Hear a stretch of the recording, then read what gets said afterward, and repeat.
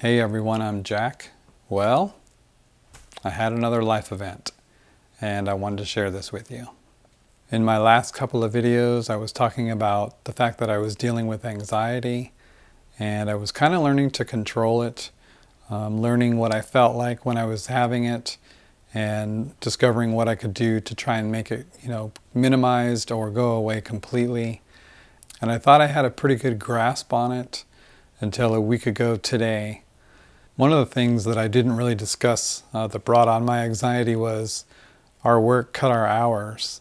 And we were doing 60 hours a week, and they cut away 20 of those hours to drop us down to 40 hours. Well, we lost 20 hours of time and a half, and that's quite a bit of money for a single income household. And I didn't know what to do. When he told us, I stood there and cried in front of the owner and my supervisor, and I just didn't know what I was going to do. So I came home and I prayed to God and I said, I can't survive on this. I can't survive on 40 hours. We won't make enough money, to pay the bills, let alone to buy food and have gas for the cars and, all the other things that daily life brings. So I went out the first Friday of, being told that week we were off. They chopped us down to Monday through Thursday. So we were closed Friday, Saturday, Sunday, which, Saturday, Sunday was normal, but Friday was the day that we normally would work, but we were off.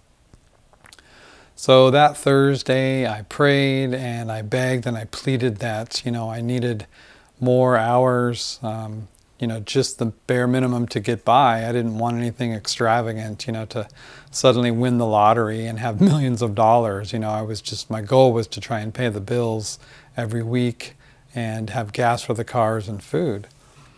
Well, I got blessed and got 2 jobs that all kind of lined up perfectly, all paid on Friday, and everything was going well. I still ended up working 60 hours, and it was as if my hours hadn't been cut, so it was quite a blessing.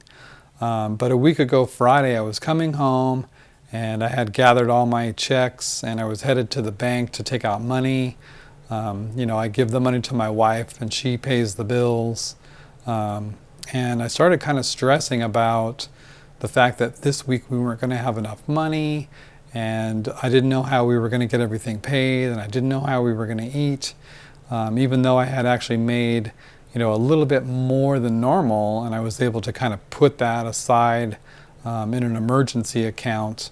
But my brain wasn't letting me recognize that, and it was kind of just spinning out of control and telling me that we weren't going to make it, and it's time to have anxiety and panic. So I couldn't turn off the spinning in my head about the stressing about bills. So when I got home, I tried to do things to try and make me relax and calm down, but I couldn't, and it was just really spiraling out of control. So what I did is I went into my room, that's where my plants are, and I have kind of set up as kind of a relaxing area, like a safe room is what I like to call it. It's where I would go to feel, calm and comfortable and try and calm down from the anxiety and the stress that was hitting me. And so while I was sitting in there trying to calm down, the spinning in my head got worse, and then I noticed that I couldn't breathe, and I had kind of a weird fluttering sensation, would be the only way I could describe it, like right below my sternum. And then I started getting hot and sweaty and cold and sweaty at the same time. And what I thought it was a panic attack, because I used to have those in my 20s, and it kind of felt like the same thing. So I tried to calm myself down, and at one point I thought about grabbing the phone and calling our old neighbor, who actually just lives, like half a mile away, to have her come over and just tell me to calm down. You're out of control, you're stressed out, things are going to be okay. But I couldn't actually have the ability to grab the phone and call her. So it just got worse and worse, and I couldn't breathe, and the feeling I had was, becoming a little bit more intense, and I didn't know what to do, and I was kind of panicking. And so I'm laying on my bed in just my underwear because I had ripped off all my clothes because I was hot and sweaty. And I remember I was laying on my back, and the only thing that I knew is that things were going bad really quickly. And nothing felt right in my head. I couldn't put together any thoughts that made any sense. I couldn't really justify what I was doing and what was going on. And so I remember that all I started to do was pray and beg for Jesus to come down and be with me because I knew something was wrong. And at one point I was looking up at the ceiling, and the ceiling got kind of translucent, like not that I could see through it into the sky, but it got real splotchy, and there were like these weird colors. And so I thought, great, on top of all this now I'm hallucinating, and I just don't know what to do. And so I lay there and I prayed and I prayed, and I'm not quite sure of the timeline, how much time went on, but suddenly, I could catch my breath and the pain kind of subsided, and I was able to sit up, put my clothes back on, and come out into the living room to kind of sit for a couple hours to go to my next job that started at 5 o'clock. So I did. So I sat there and I kind of tried to calm down, and I got my thoughts back in order and everything seemed normal. So I went to work that night, and everything was fine. I came home, and I talking to my wife Jamie, saying, how was your day? And she told me about her day at school, and then I was telling her about my day, and I kind of just mentioned, thinking that maybe I should tell her this as a just in case. So I mentioned that, I had a panic attack today, and I couldn't breathe, and I had this weird pain, and I didn't know what was going on. So I told her the whole story, and she kind of was looking at me and concerned about it, and so we kind of talked it out, and then kind of suddenly just me talking about it started giving me anxiety, and I wasn't feeling very well, and I kind of told her, I can't talk about this anymore right now because it's giving me anxiety and it's stressing me out. So we sort of stopped the conversation, and while I was eating my peanut butter and jelly sandwich for dinner, I suddenly kind of told her, gosh, I don't feel good. And within the next 2 seconds, that same feeling that I had earlier in the afternoon came on. Hot, sweaty, cold and sweaty. I couldn't catch my breath, and I had that weird kind of fluttering pain right below my sternum. And I remember the next thing was I was on the floor, and sort of just laying there telling her over and over, I don't feel good, I don't feel good. And she asked if I was feeling nauseous, and I said yes. And I remember from the living area to the bathroom, I crawled into the bathroom, and I got sick into the toilet a lot. And my wife thought that I was being dramatic, because if you know me, well, you'd have to kind of know me closer than just, hey, that's Jack. But I'm pretty dramatic. So if I get a cut, or I smack my head or my knee on something, it's this big production of, oh my gosh, that hurts so bad. And I am pretty dramatic, admittedly. So she just thought that, I was being dramatic. And she said, get up and let's kind of evaluate what's going on. And, I couldn't get up. I was laying on the bathroom floor. I had just got done being sick. And I was laying there, and she wanted me to get up, and I couldn't. And she just kind of kept repeating to get up, get up. And at one point I kind of looked up at her, and she said that I was pale, white as a ghost. She had never seen anybody this pale. And, the timeline kind of got blurry from there. I remember at one point she was telling me to smile, because she said out loud she was wondering if I was having a stroke. And while she was saying that, I was thinking in my head, gosh, am I? And, I knew that the ability to kind of think that through, at least I thought I knew, was, not having a stroke, because I was able to kind of think about that process. I really don't know anything about them, but I felt like I wasn't having a stroke. I just wasn't able to smile like she wanted me to. Well, then she was saying that she thought I had the flu, and that's why I was getting sick, and maybe I should go to the hospital. And I remember kind of saying, no, I think I'm fine. I just need to go to bed. Or lay down and maybe go to bed, go to sleep. And, she kind of kept persisting, no, we need to get you to the hospital because you just don't look very well. So I remember at one point I realized she was right. Always listen to your wife. She's usually right. And I thought, I need to go to the hospital because something is really wrong. It's the same feeling that I had from the afternoon, and that's just not normal. So I had to try and get up off the floor, which I couldn't really do. And then again, it got kind of hazy. I don't remember exactly what happened. But at one point I know that I was putting on my pants.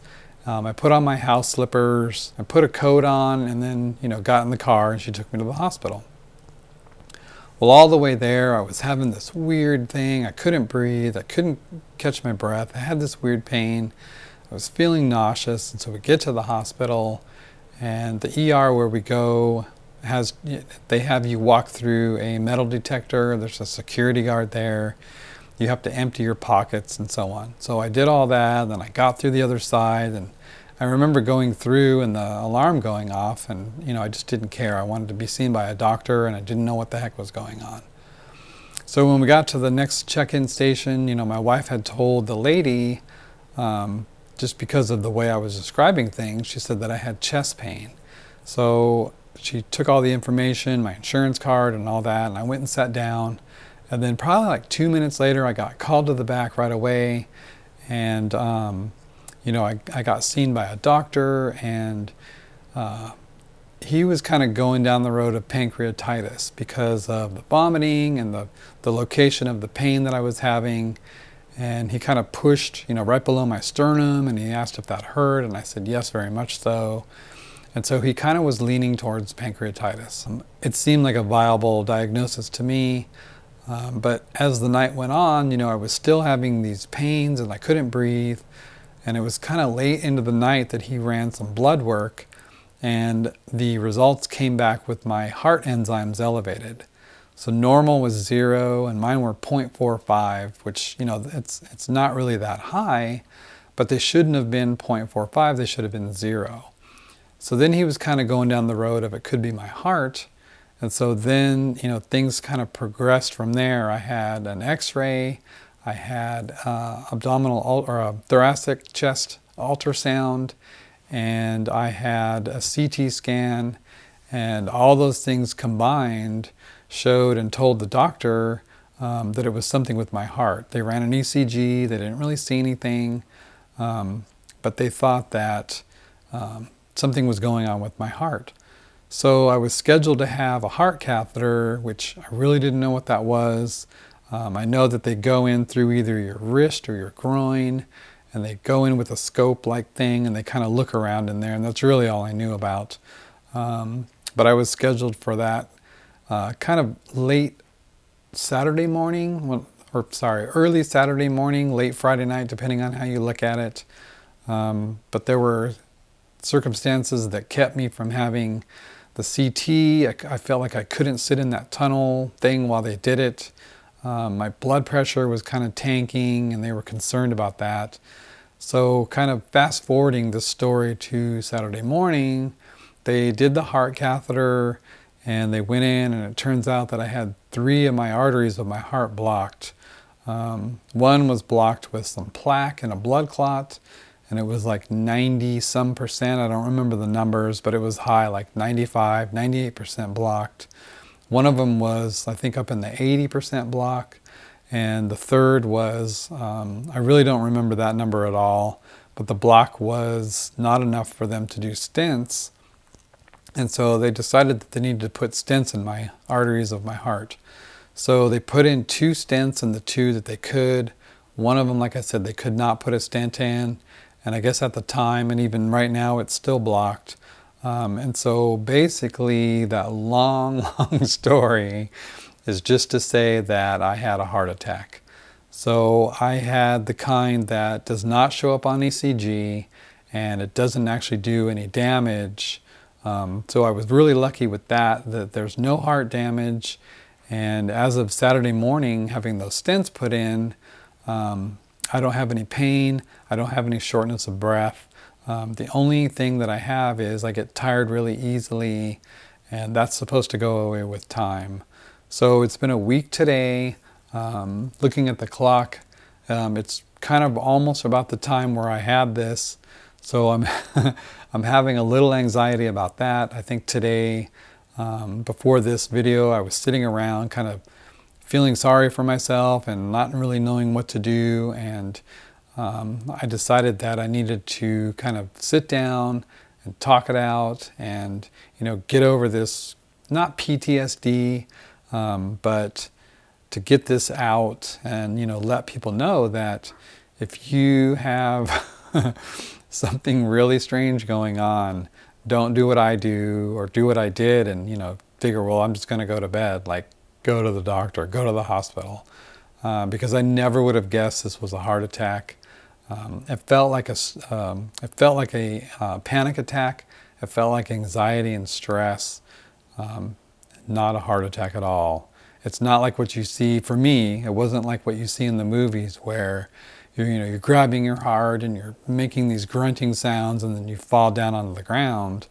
I'm sure that is one type of heart attack, the kind that actually will stop your heart and potentially you can die. I feel that, when I was in my bedroom, in my underwear, praying, I felt like at that moment, things were so out of control that potentially I could have died.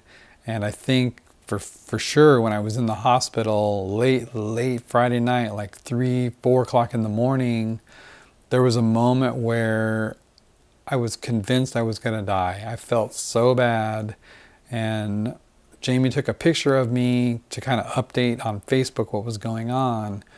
And I was asleep, I think. But if you saw the picture, it looks like I'm dead. So I'm pretty convinced now.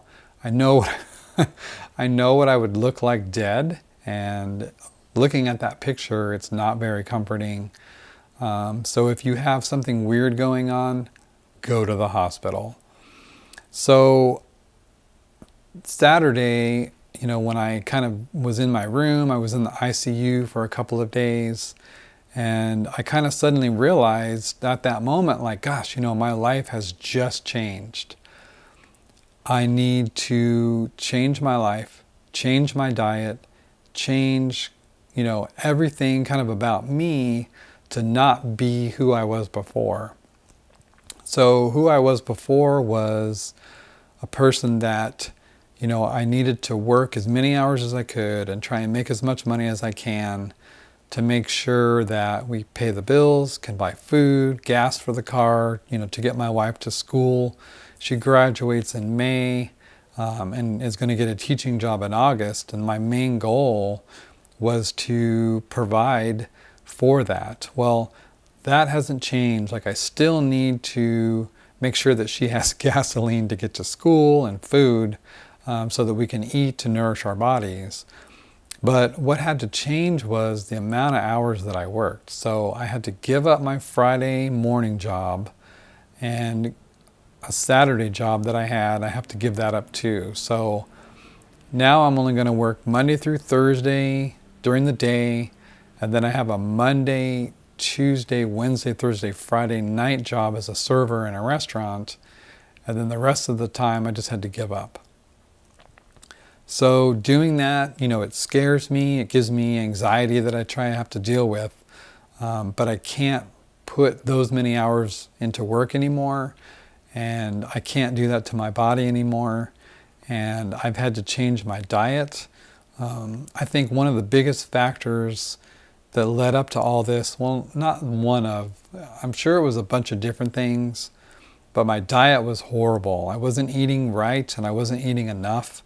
There was a time where, because I was so busy, that by the time I got home at 9:30 or 10 o'clock at night, I didn't want to cook anything, so I would just have spoonfuls of peanut butter just to kind of fill up my stomach to get me full so that I could go to sleep, so that I could wake up at 4 in the morning and, go out to work and do it again. And I can't do that anymore. I have to now eat better quality food, more home-cooked food. And, when we go out to eat, if we can, we have to make better choices. No more hamburgers and french fries. Now it has to be, grains and vegetables and things like that. So I think that it was a wake-up call. I think that I'm able to sit here and tell you this story is a opportunity that was given to me by God. I feel strongly in my heart that that Friday was a day that I very well could have died had I not had faith, had I not had prayer, had I not asked and begged Jesus to come be with me. I'm really confident that I would not be here. I think that I was given another chance. I think that I might have a purpose. I don't really know what it is. I don't know if you ever find out what that purpose is. I don't know if you ever get the answers. I know that I wonder about it a lot. I know that I ask about it. And, a good friend at our church told me that it doesn't matter what the answer is, it just matters that you get through to the end. And that was kind of interesting, and I thought about that for a long time, that I may not know what I'm supposed to do, but I do know that I'm supposed to just keep going. I came through the other side of cancer. I came through the other side of a heart attack. I've come through the other side of just relentless cars braking and, hour cuts, and my wife having pulmonary embolisms, and her rolling her car, and us losing our dog. And it was all these things that, I didn't talk about when I was having anxiety. I just said there was a bunch of things. Well, there you go. There's what it was. It's just this piling up of things happening over and over and over that, everybody has bad things happen. It's just how you deal with it, I think. And what I've noticed that my wife and I would do is, we would have these life-changing events. The embolism she had went through her heart into her lungs, which could have killed her. The heart attack I had could have killed me. I could have died from the surgery having my prostate removed when I had cancer. There's just so many times where, both she and I could have died and we didn't. And it just really makes you wonder, it just makes you wonder, I'm here for a reason. I'm able to sit down in front of this camera for a reason, and I just have to kind of figure out what it is.